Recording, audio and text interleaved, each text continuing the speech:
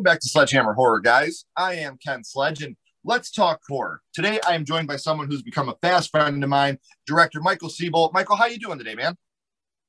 I'm doing great, man. How you doing? Thanks for having me. No, this is awesome, man. I just watched his short film, Sleep Tight.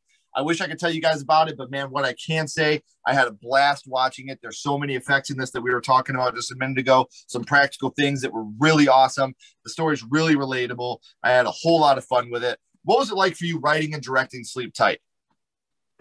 It was intense because it actually started as I had the script and my buddy called me. He was, are you familiar with the company Light Panels? They do really sweet LED lights that you can kind of control with your phone and stuff like that. But they're like, so we have these new lights and we're trying to test them out. Do you have anything you could shoot? And my buddy's like, well, my friend has a script. So they actually sent us 2 lights to use. So from like getting that phone call to shooting, it took a month. Like I casted it, I found locations, you know, did wardrobe, got permits, went through SAG.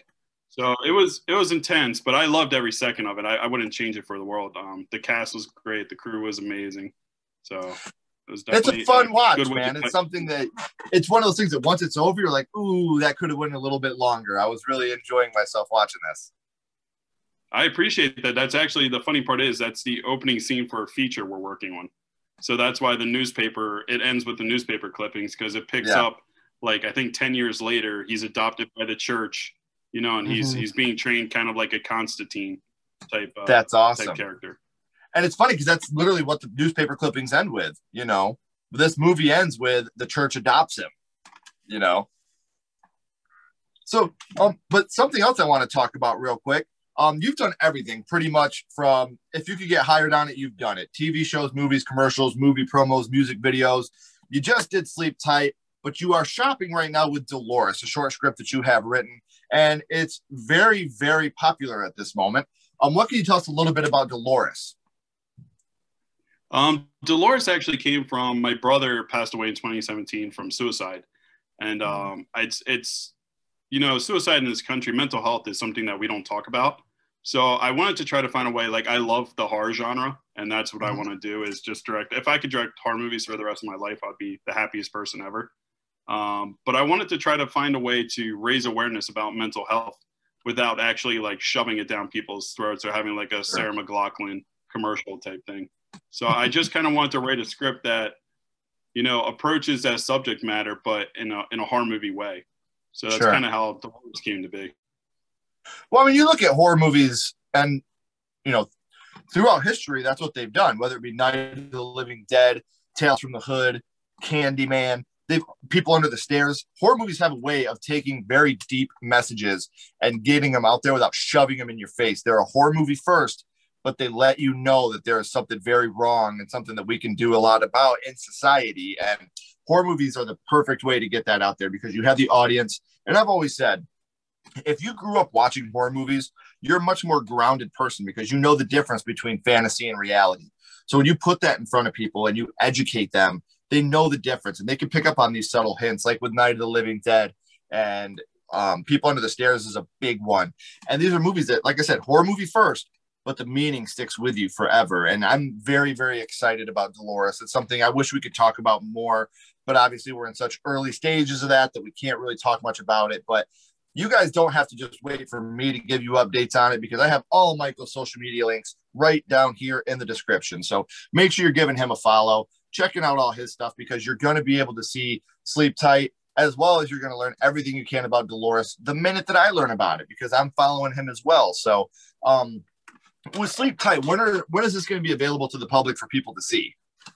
Unfortunately, with COVID, a lot of the festivals pushed. So we're tailing towards like the tail end of 2021, 2022 is when I can release it because some of the film festivals are kind of stingy about putting it out there. But I plan on as soon as it's out there, putting it on video demand or something, or just putting it because I have a lot of friends and family that really want to see it too. So yeah, and I love just for you guys.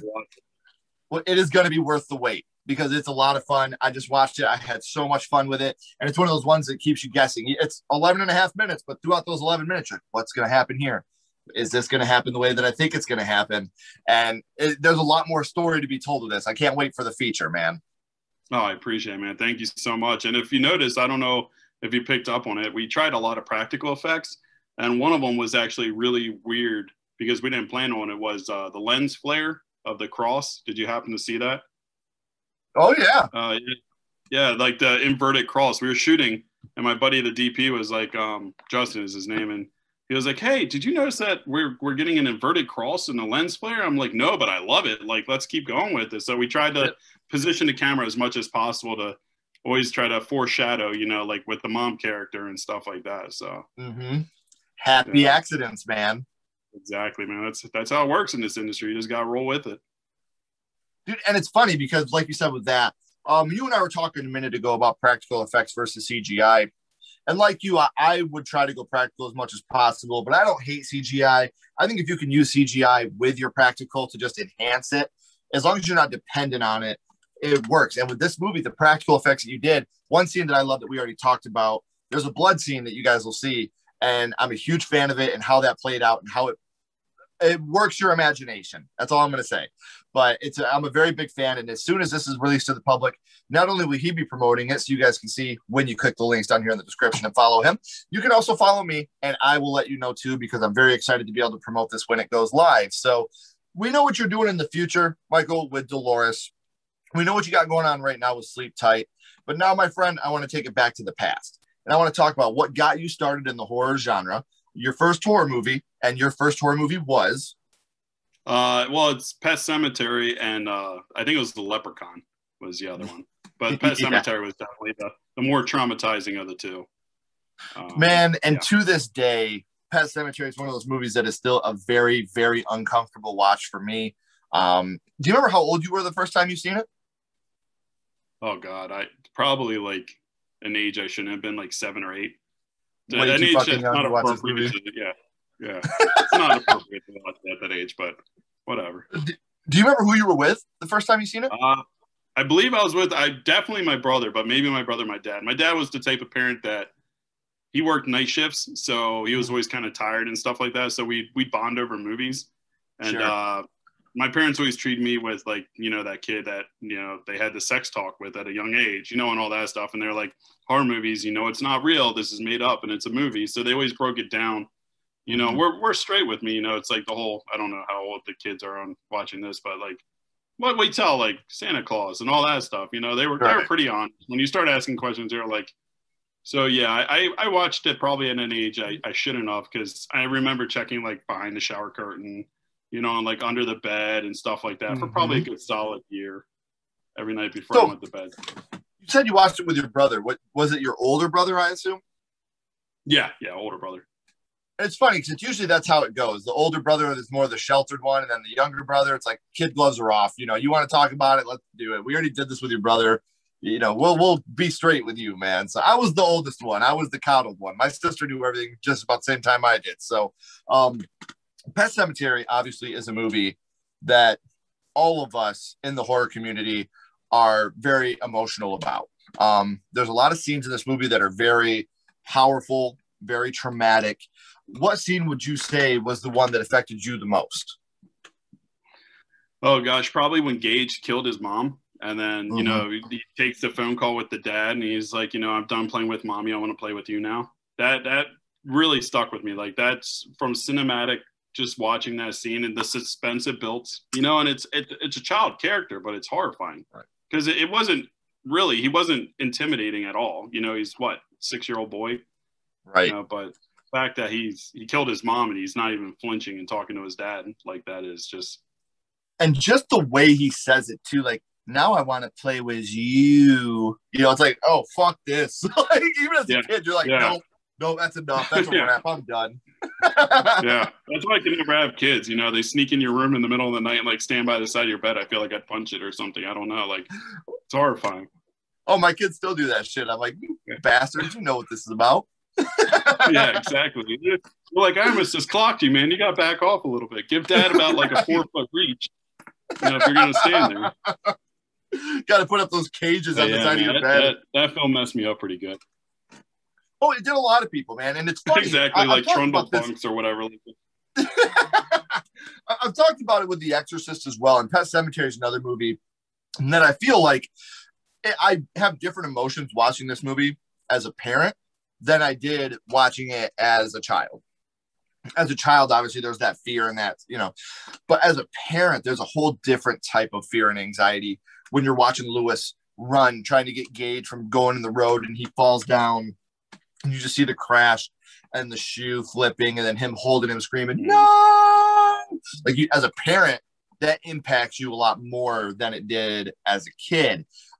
So that's the first thing that pops in when I think of Pet Sematary is the accident. When you think about Pet Sematary, what's the first thing that pops into your head?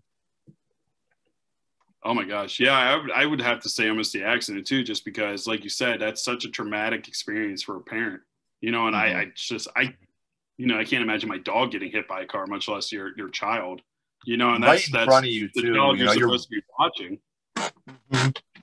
So kind of how do you take that responsibility and that guilt, live with it after that? I'm trying to think like scenes that really messed me up from that film. It's the parents' love and the father's love, because he buries his wife there too, knowing full well she's going to come back evil, but he does it anyway. It's that whole mentality of like not being able to let go and just holding on to something as long as possible. To be honest with you, they just did the Pet Sematary remake. I want to say it was 2017, maybe. Did you see that? And what were your thoughts on that, if you had? No, I didn't see it. I'm a big fan of like, if it's good, just let it be. And I wish Hollywood, because I feel like Hollywood now is just getting so, like, if they have an equation for something, they're just going to keep doing that instead of exploring new opportunities. Sure. And new topics and stuff like that. The other ones, like two, what was it? I think there was three of them. I think there was. See, I remember 1, 2 in the remake. I didn't see a 3. There was one where a kid like killed another kid with a dirt bike. That was pretty. Made a lot. Yeah, that was 2. Memory. The one that had the kid from. It had the kid from Terminator 2 in it. Edward Furlong. Yeah, man. That stuck with me too. Yeah, but yeah, I haven't seen. I did see the new one. But. See, the thing about the new one is, to me, it was just because I don't hate remakes. I think the Child's Play remake is brilliant. I'm a huge fan of Evil Dead 2013. But the thing for me with Pet Sematary was Victor fucked me up when I was a kid, man. When he got hit by the car, and he's such a big part of Pet Sematary, Stephen King's Pet Sematary. And in the remake, he's just such a small, minor character. But once he got me, man, is when he's going to bury his wife. And Victor's like, don't do it. And he's like, she just died. It'll work this time. And he walks right through him. That's one of the best scenes in cinema to me. And it scared me so bad as a kid. So for them to take Victor and make him such a minor character in the newer one, I just was not a fan of that. So we talked about which scene affected you the most, Michael, from Pet Sematary. But what would you say your favorite scene from Pet Sematary is? Oh my gosh. I mean, it sounds morbid, but it's the whole like cat and mouse thing between Gage and the father, where they're like, it's kind of like, Gage is, you don't know where Gage is in the house, and the dad just kind of creeping around looking for him, and he has the needle, to put the needle in the kid's neck. And it's just, that whole suspense and sitting on the edge of your seat and just waiting for something to happen is what I love about movies now, because like I don't bash like Saw or like gore porn, but I think like the new movies, like I think it was Annabelle, the beginning or whatever it was, where they're at the farmhouse. Yeah, I actually enjoyed that up until the end where they showed like the demon and it was like a giant goat guy, and I was like, all right, this is you lost me at giant goat guy. It's just I love like not seeing stuff, and to me that makes it scarier. Or like when somebody's scarier than your imagination. Exactly. Sitting in the dark in a room by yourself, and you start to let your imagination go wild. That's when you can really scare yourself and come up with ideas. Absolutely. That's where the best ideas come from. Yeah.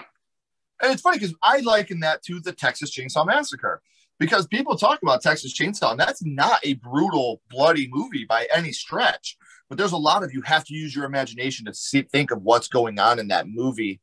And I think that's the perfect slasher movie, man. Texas Chainsaw is up there because you have to use your imagination through a lot of it.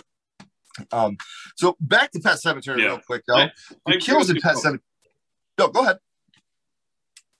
Oh, no, I was going to say, I agree with that, but I feel like nowadays, like, for Chainsaw Massacre back then was like super gory, but nowadays I feel like we've gotten to the point where we could just keep moving the bar up, you know, and it's like, yeah, movies like Human Centipede, where it's like people are sewn to each other's asses. You know, it's like, come on, like we don't need that. Or like, you know, where you see like over guts and, you know, it's pretty much like pornography mixed with like gore porn. And, you know, I love the movies, you know, back then that, you know, there was boobs, but, you know, it wasn't to an excessive point and like stuff like that. That's, you know, I think now we're just trying to outdo, you know, the previous film. And it's just getting to a point where it's going to be like horror movies are going to be like Michael Bay films, you know, with just explosions and like, you know, gore everywhere and, you know, sex and just, it's not going to make any sense anymore. And you're going to lose that suspense. The thing for me that I can't get into under any circumstance, any type of sexual assault, once that happens in a film, I'm out. You know, I can't do it, man. The gore thing, I'm with you. You don't have to use a bunch of gore to scare me. I think the scariest movie of all time is The Exorcist. And there's no gore in that at all.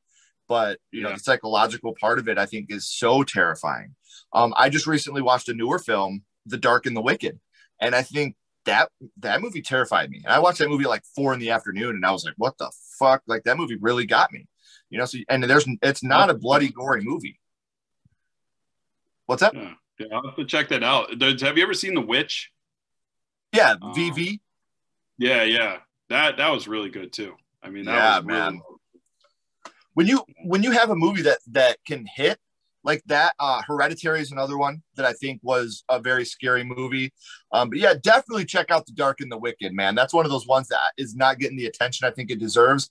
And like I said, I watched it at like 4 p.m, and it gave me like the whoa, what the fuck? It's one of those psychological thrillers, man, that really got me. So with Pet Sematary, this is a movie that has a lot of unique kills to it. What kill from Pet Sematary or death would you say is your favorite from that film?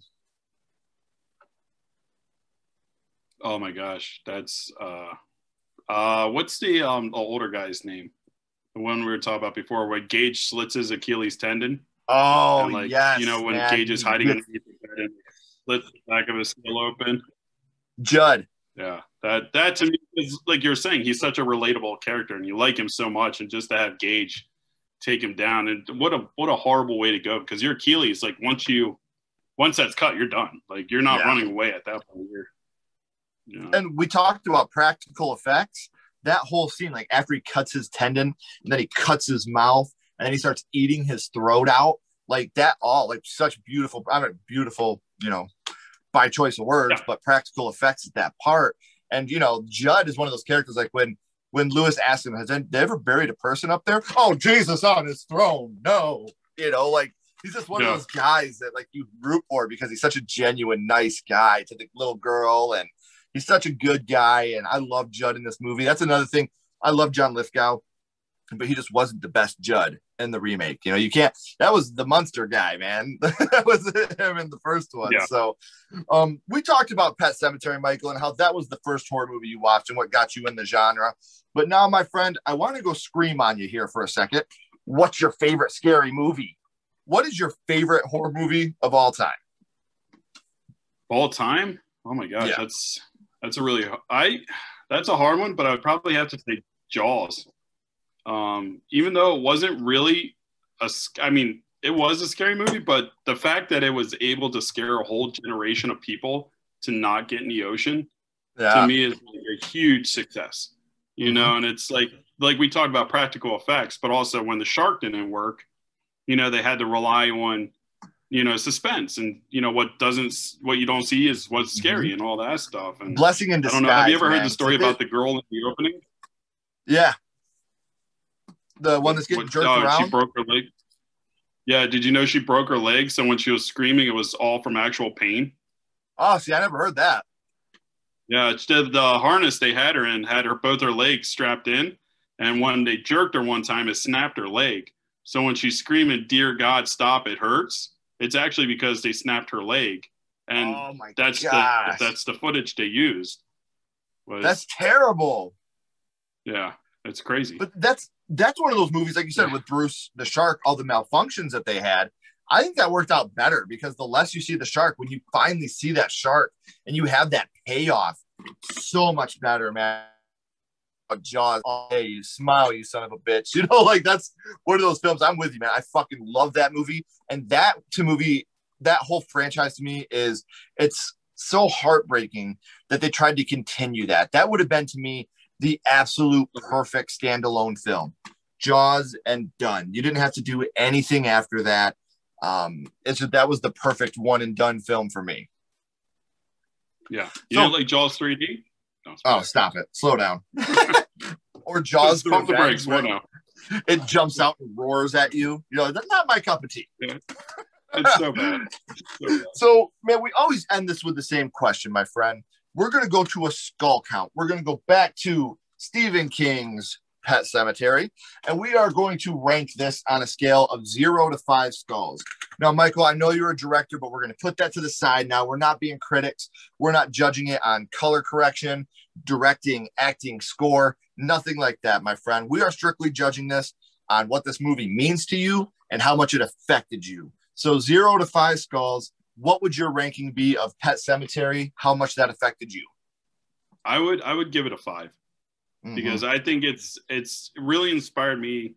Well, like you said, not as a director, but you know, it just opens your imagination to a whole different world. And you know, who would have thought to make a story about, you know, an Indian burial ground where you plant your animals, you know, your dead animals, and they come back to life. And you know, and I love the little montage of, you know, misspelling cemetery, and they even go on in the film to be like, you know, the kids did that and all that, but it's just, I don't know. It's one of those movies that I'll always watch. Like if it's on TV, I'll just, and I see it, I'll just watch it. Like I won't turn it off. So yeah, that Stephen King guy, he seems to know what he's doing. Yeah, he's got some talent. That kid. Yeah, he's done a thing or two right. Yeah, he's gonna be big. So I do want to remind everybody, please make sure you are clicking these links down here in the description. Make sure you are giving my friend Michael a follow. He is a great dude, and he's got a lot of great stuff coming up here in the future.